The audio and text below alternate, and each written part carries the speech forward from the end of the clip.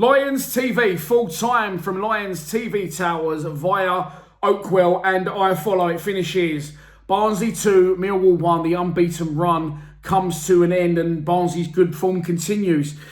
I don't again know really what to say. It was a poor start to the game. We get caught cold. We're holding a high line, too high in my opinion. It was too advanced because the ball goes over everyone. And maybe it's something Barnsley good at because that's how they've scored both their goals.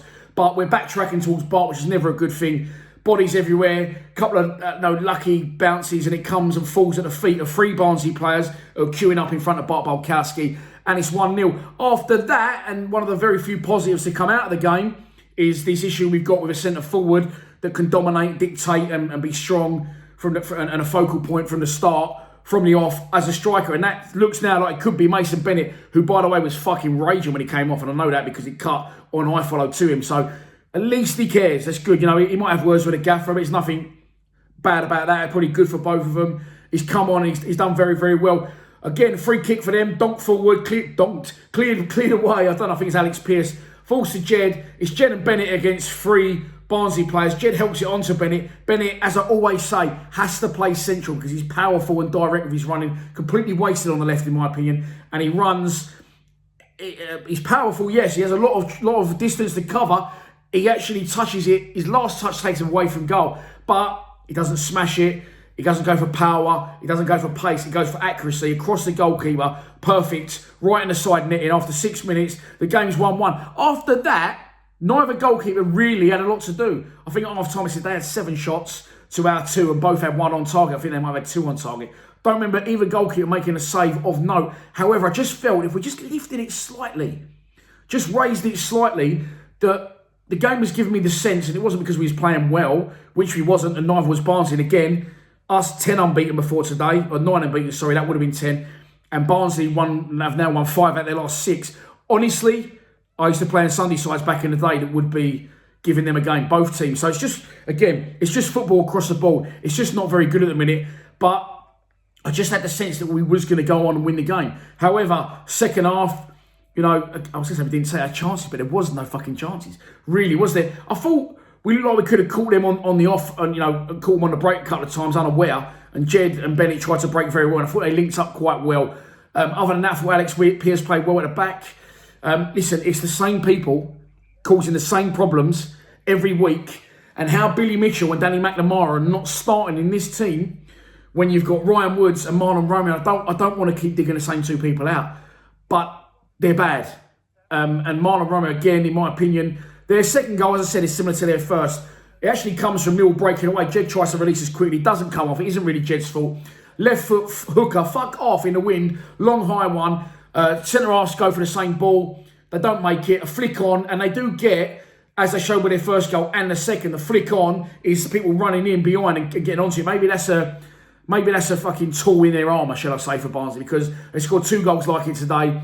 But Marlon Romeo should be marking him, in my opinion. He doesn't. It's a great finish. You can't take nothing away. I think it's Woodrow. Absolutely spanks one in. It's 2-1 Barnsley. And then is when we try and knock on the door. That's when we show urgency. That's when we show commitment. When it's fucking too late and we're 2-1 down. I did say it would be interesting to see if it was 1-1 after 70, 75, 80 minutes, if he would have thrown Matt Smith on. Of course, we're 2-1 down. He throws Matt Smith on. It's to no avail. And then he puts on Tyler Berry and John Daly Bavarton. And I'm like, oh my fucking God.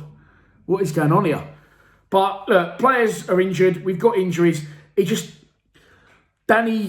Bearded Danny, some of you like to call him Uncle Albert, a younger Uncle Albert. If you watch the live stream, you know what I'm talking about. Knows his shit. When I put the team out today on the group chat, I said, that's the team, boys.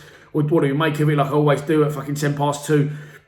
He sent a voice note and it was spot on. He said, even though we've improved on the Rowett, even though things are on the up and we have improved, I don't look forward to watching our football team anymore. But I watch it, even though I say I'm not going to watch it every week because I support the club. And it just ruins my Saturdays and we're just so negative and players are playing in the wrong position. And I just don't look forward to Saturdays anymore. And I'll say it again, and people will moan. We're 9 unbeaten before today. How we are 9 unbeaten, I have absolutely no fucking idea.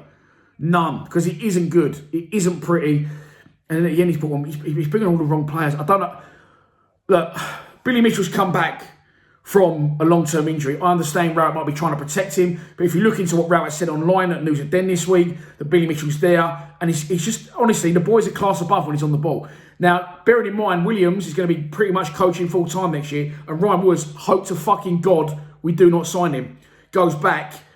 Then Billy Mitchell now, if we're sitting where we're sitting in the table, pretty much comfortable, then why is he not investing in the future now and getting in game time now in prep for a better push next season? And Danny McNamara's got even more case than Billy Mitchell to have the fucking up, because he was up, all right, it's the Scottish Prem, he's flying up there, he's happy up there, he's doing well, we bring him back, he plays 5 games, in my opinion played very well in those 5 games, and then for no reason whatsoever gets dropped out. I originally put it down to the gaffer not wanting to burn him out, but fuck me, is he not entitled to a run now? 2 games in a row, Marlon Romeo's cost us goals by being the wrong side of his man. Okay, you can't completely blame Marlon. Other factors have to happen by the time it gets there. But these 2 boys now they've got to be raging. They've got to be raging. I don't care how fucking old they are. They've got to be knocking on the gaffer's door and saying, any chance here? Because something's going on with Woods, mate. It must be in his contract he has to play. However, I don't want to get carried away with it, and I'm not saying that we lost the game due to Marlon Romeo or due to Ryan Woods. We lost the game because, unfortunately, we're not very good. And Barnsley wasn't much better. Football across the board is shocking, honestly. And I'm not enjoying it. I didn't enjoy that game. The one positive I can take is Mason Bennett. I suppose as we're playing Tuesday, there'll be a video up tomorrow maybe, or I might roll it all into a Monday club because we're at home to Preston on Tuesday. I hope you enjoyed the 90 minutes more than I did. Well done to Mason Bennett for finally looking like he could solve our striking solutions until the end of the season at least. Please subscribe to Lions TV. Come on, you Lions.